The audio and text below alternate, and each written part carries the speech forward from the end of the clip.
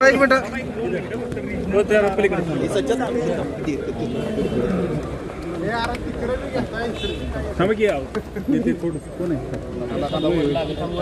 बाबा शेवटचा दिवस आहे अर्ज भरण्याचा.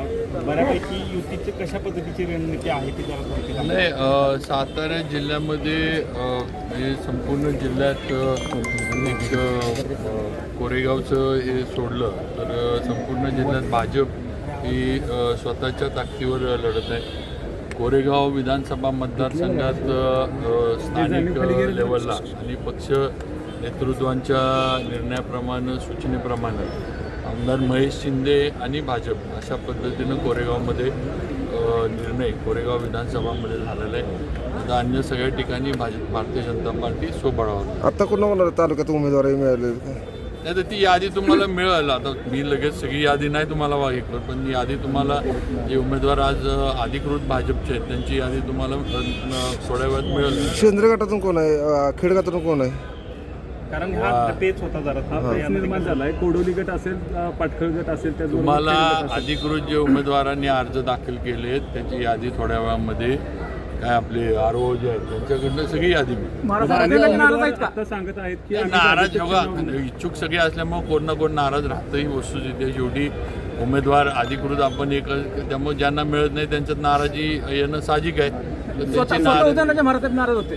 नाही, मला तसं काही त्यांनी फोन करून बोलले नाहीत किंवा मी आहे, कारण त्यांचे पण उमेदवार जे आहेत त्यांचे पण जिल्हा परिषदला पंचायत समितीला उमेदवार काही गटांमध्ये आहेत. त्यामुळे बसून निर्णय झाला आहे सगळीकडे. त्यामुळे तसं काही त्याच्यामध्ये विषय नाही. महाराज गेल्या वेळेला राष्ट्रवादीची सत्ता होती जिल्हा परिषद पंचायत समितीमध्ये, तुम्ही देखील राष्ट्रवादीमध्ये निवडणूक लढवली होती. तर यंदा मात्र भाजपचाच बालेकिल्ला झालेला आहे. तर यंदा निवडणुकीची रणनीती कशी असेल? नाही, रणनीती आमची हो काही एवढंच आहे की आमचा प्रयत्न आहे की भाजपच्या ह्याच्यावर जिल्हा परिषदमध्ये सत्ता आणायची आणि या माध्यमातून म्हणजे जिल्ह्यामध्ये चांगलं काम भारतीय जनता पार्टीच्या माध्यमातून करता यावं हा आमचा प्रयत्न आहे. आज देवेंद्र फडणवीसांच्या नेतृत्वात आम्ही काम करतो आहे. आज देवेंद्र फडणवीसांच्या नेतृत्वाचा जो करिश्मा आहे हा आपण महाराष्ट्रानं बघितला आहे, देशानं बघितला आहे. महानगरपालिकेच्या निवडणुका आत्ता त्याचं जिवंत उदाहरण किंवा किती कर्तबगार आमचं नेतृत्व आहे हे आपण सगळेजण बघतो आहे. त्यामुळं नक्कीच त्यांच्या मार्गदर्शनाखाली आणि भाजपच्या शिस्तबद्ध आखणीमध्ये जिल्हा परिषदचं काम पारदर्शकपणे आणि गतीनं कसं होईल हा प्रयत्न आमचा नाही. महाराज साहेब, दोन्ही राष्ट्रवादी आणि शिवसेना एकत्र येण्याचे चिन्ह आहे, ते ह्याचा काय परिणाम होईल का काय? आता कुणी एकत्र यावं आणि नाही हा शेवटी ज्यांचा त्यांचा विषय आहे. आता आम्ही एकत्र कुणी यायचं नाही याचं तो त्यांनी निर्णय घ्यायचा आहे. शेवटी आम्हाला आमच्या पक्षाच्या संघटनेवर विश्वास आहे. आमची जिल्ह्यातली जी संघटना बांधली गेली आहे ती संघटना प्रत्येक गावात वाडी वस्तीमध्ये कार्यरत आहे. तेव्हा आम्हाला आमच्या संघटनेवर आमच्या जो भारतीय जनता पार्टीचा कार्यकर्ता आहे त्याच्यावर आम्हाला विश्वास आहे आणि त्याच्या विश्वासावर आमचे उमेदवार विजयी. पालकमंत्र्यांनी नाराजी व्यक्त केली होती की आम्ही भाजपला सोबत येण्यासाठी बैठक बोलवली होती, त्यासाठी भाजपचे कोणी आले नव्हते, दुसऱ्या फळीतले नेते पाठवले गेले, असं काय नेमकं आहे?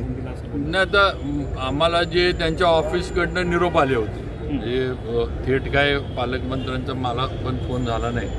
आम्हाला त्यांच्या ऑफिसकडनं निरोप आले होते किंवा अशी ठिकाणी या वेळेला ठेवली आहे. तर काही दुसऱ्या ह्याच्यामध्ये आम्ही होतो त्यामुळे आम्ही जे आमचे समन्वयक वगैरे होते त्यांना आम्ही पाठवलं होतं किंवा तुम्ही बैठकीला जाऊन द्या. आम्हाला जसे निरोप आले त्यांच्या PA कडनं आणि त्यांनी निरोप ऑफिसला दिले किंवा अशी त्याप्रमाणे हे आम्हाला म्हणजे पालकमंत्र्यांनी जरी स्वतः सांगितलं असतं तर मग आम्हाला वाटलं की PAंनी त्यांच्या निरोप दिले म्हणल्यावर त्यांचे पक्षाचे पदाधिकारी वगैरे असं काहीतरी बैठक असू शकतात. आणि सगळेच आम्ही त्या दिवशी इंटरव्ह्यू वगैरे ह्याच्यामध्ये होतो त्यामुळे सगळे जरा काय म्हणायचं गडबडीत होतो. तरी आमचे प्रमुख जे पदाधिकारी आहेत ते पक्षाकडनं गेले होते. कार्यकर्त्यांचं म्हणणे मराठा समाजाच्या कार्यकर्त्यांना उमेदवारी दिली गेली नाहीये तिथे.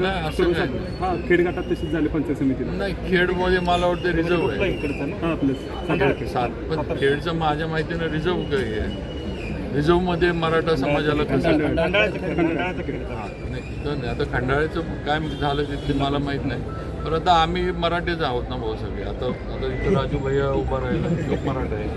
आता मला वाटतं अजून राहुल निकम मराठाच आहे, अजून कोण तुम्हाला आता दाखवा. आता एखाद्या गटात तिथल्या स्थानिक परिस्थितीनं इकडं तिकडं निर्णय झाला असेल, पण तो शेवटी निवडून येण्याची क्षमता, तिथली काय मतदारसंघाची परिस्थिती काय आहे, इथं बऱ्याच वेळेला मतदानाची टक्केवारी बघायला लागते किंवा कुठल्या समाजाचं किती मतदान आहे, त्याप्रमाणे प्रतिनिधित्व द्यायला लागतं असं होतं कधी-कधी. महाराज मुंबईचा महापौर भाजपचा वेल का शिवसेनेचा?